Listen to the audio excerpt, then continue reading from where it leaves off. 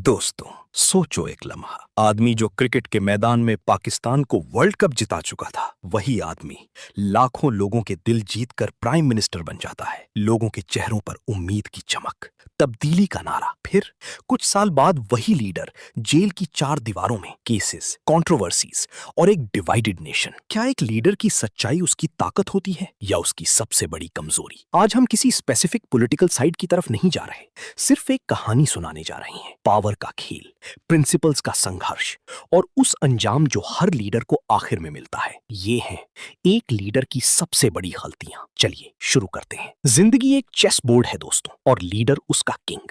सब उसको प्रोटेक्ट करते हैं, लेकिन जब गलती होती है तो सबसे पहले वही गिरता है। ये कहानी है उस लीडर की जो आइडियलिज्म के साथ उठा, पावर के जंगल में घुसा और रियलिटी के हथियारों से टकराया।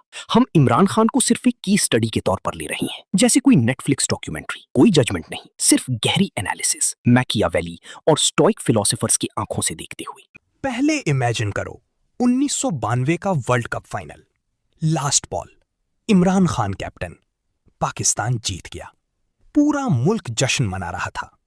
उस इंसान ने दिखा दिया कि इम्पॉसिबल को पॉसिबल बना सकते हैं। फिर वही इंसान 1996 में पीटीआई बनाता है। लोग हंसते थे। क्रिकेटर पॉलिटिक्स में, कहते थे। अर्ली ईयर्स में पार्टी ऑलमोस्ट 0 सीट्स, लेकिन वो रुकता नहीं।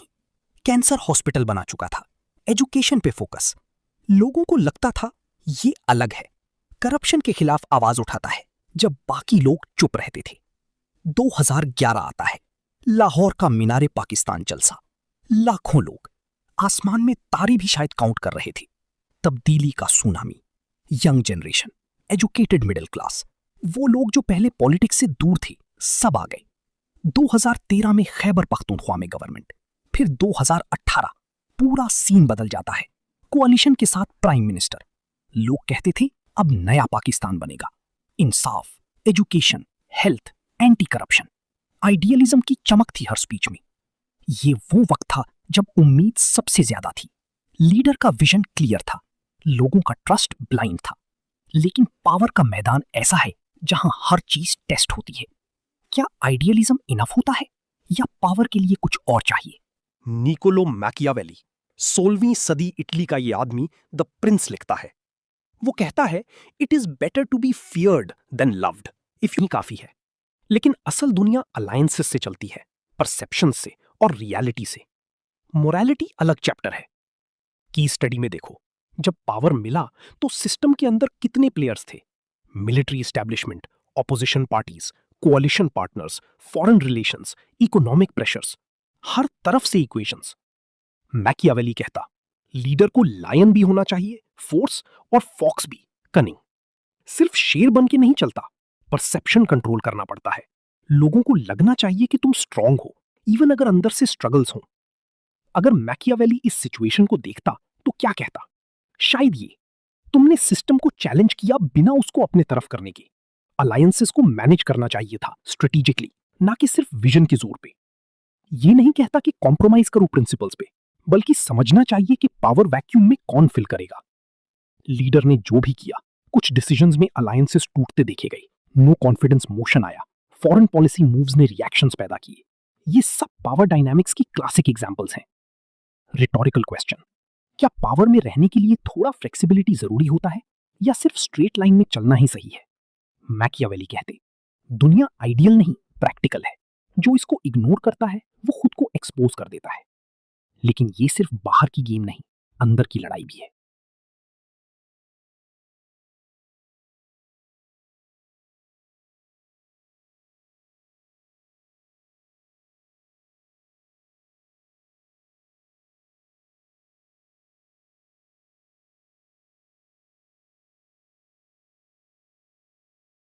अब शिफ्ट करते हैं अंदर की दुनिया पे। मार्कस ऑरेलियस, रोमन एम्परर, जो खुद बैटलफील्ड पे था, प्लेग के टाइम रूल किया, बिट्रेयल्स फेस किए। उसने मेडिटेशंस में लिखा, तुम कंट्रोल नहीं कर सकते बाहर की चीजों को, सिर्फ अपने रिएक्शंस को। स्टोइसिज्म कहते हैं ईगो को कंट्रोल करो, क्राइसिस में काम रहो, जो होता है उसको एक्सेप्ट करो और अपनी ड्यूटी पे फोकस।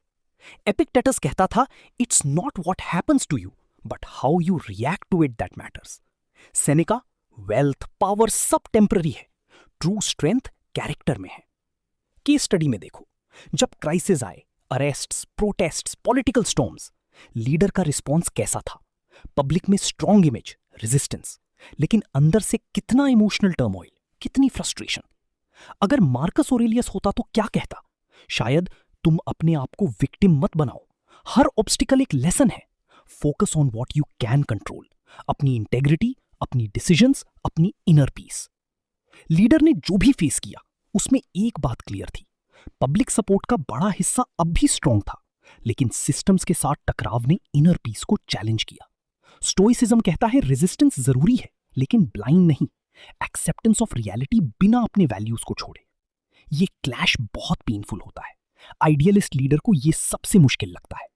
अब असली drama, idealism versus realism, truth versus strategy, public support versus power systems. एक तरफ vision of clean Pakistan, justice for all, दूसरी तरफ वही पुराना सिस्टम जो डेकेड से चलता आ रहा। लीडर को लगता है कि अगर मैं सच बोलूंगा तो लोग सपोर्ट करेंगे, लेकिन मैकियावेली वार्निंग देता है, लोग सपोर्ट करते हैं जब तक उनका इंटरेस्ट इन्वॉल्व्ड हो। स्टोइसिज्म कहता है सच बोलना ठीक, लेकिन बिना अपने अंदर को जलाए। ये क्लैश हर लीडर के साथ होता है जो चेंज लाना चाहता है। पब्लिक रैलीज में एनर्जी, लेकिन क्लोज डोर्स में निगोशिएशंस। जब दोनों मिलते नहीं तो अंजाम ड्रामेटिक होता है, ouster, legal battles, division, emotional story telling. सोचो उस लीडर का जो वर्ल्ड कप जीता था, अब वो खुद एक बड़ा पॉलिटिकल बैटलफील्ड पे था, हर तरफ से अटैक्स, सपोर्टर्स के लिए हीरो, क्रिटिक्स के लिए कंट्रोवर्शियल। ये ह्यूमन साइकोलॉजी है, हम हीरोज बनाना चाहते हैं, फिर उनको गिराना भी। Pause, deep breath sound effect. लेकिन ये सबसे बड़ी गलतियां क्या थीं?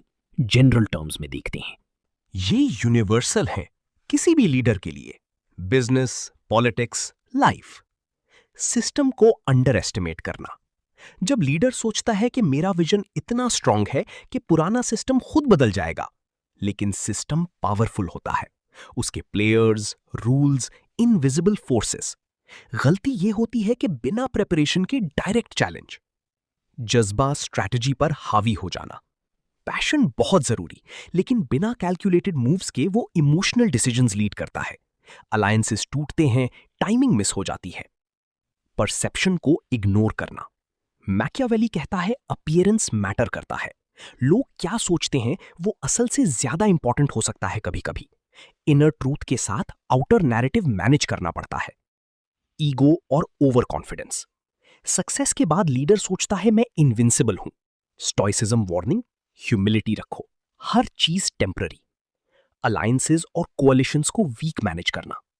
पावर में अकेले नहीं चलता, पार्टनर्स को सैटिस्फाई रखना, उनकी इंटरेस्ट समझना। क्राइसिस में इमोशनल रिएक्शन, इंस्टेड ऑफ काम कैलकुलेटेड रिस्पॉन्स, पब्लिक आउटबर्स्ट जो सिचुएशन को एस्केलेट कर दे। ये मिस्टेक्स हर लीडर कर सकता है। इमरान खान की स्टडी में ये पैटर्न्स दिखते हैं, लेकिन ये किसी के भी हो सकते हैं। अब असली विजडम। मैकियावेली बाहर के लिए, स्टोइसिज्म अंदर के लिए। Strong outside, calm inside. बाहरी तौर पे स्ट्रेटेजिक, अलायंसेस बिल्ड करो, परसेप्शन मैनेज करो, लेकिन अंदर से disciplined, ego free, reality accept करने वाला।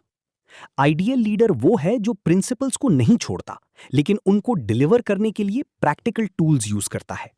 विजन रखो, लेकिन रोड मैप भी। रेजिस्ट करो जब जरूरी, लेकिन एक्सेप्ट करो जब लड़ाई वर्थ नहीं। मार्कस ऑरेलियस ने एम्पायर संभाला वॉर्स और प्लेग के बीच, फिर भी अपनी डायरी में लिखता रहा कि मैं बेहतर इंसान बनूं। मैकियावेली ने बताया कि दुनिया कैसी है, दोनों को मिला के लीडर बन सकते हो। ये सिर्फ लीडर्स के लिए नहीं, लीडर्स और एंटरप्रेन्योर्स। सिस्टम समझो, विजन के साथ strategy, patience, inner strength. Common people, हम भी छोटे लीडर्स हैं, अपने फैमिली, करियर, कम्युनिटी के। अपने रिएक्शंस कंट्रोल करो, सच्चाई से कॉम्प्रोमाइज मत करो, लेकिन ब्लाइंडली मत लड़ते रहो। बैलेंस सीखो। हर इंसान पावर फेस करता है, power of money, relationships, ego. ये लेसन्स यूनिवर्सल हैं। दोस्तों, एक लीडर गिरता है, उठता है या बदलता है, ये जिंदगी का हिस्सा है। असल सवाल यह है, तुम खुद क्या सीख रहे हो इससे? क्या तुम अपनी सच्चाई को ताकत बना सकते हो बिना उसको कमजोरी बनाए? क्या पावर खेल सकते हो बिना अपने अंदर को खोए? जिंदगी शॉर्ट है, हर एक डिसीजन मैटर करता है। Strong outside, calm inside. अगर यह वीडियो ने आपको सोचने पर मजबूर किया है तो लाइक करो, शेयर करो अपने सर्कल में। कमेंट में बताओ आपके हिसाब से सबसे बड़ी लीडरशिप मिस्टेक क्या है। सब्सक्राइब करो इस चैनल को, क्योंकि ऐसे गहरे एनालिसिस आते रहेंगे।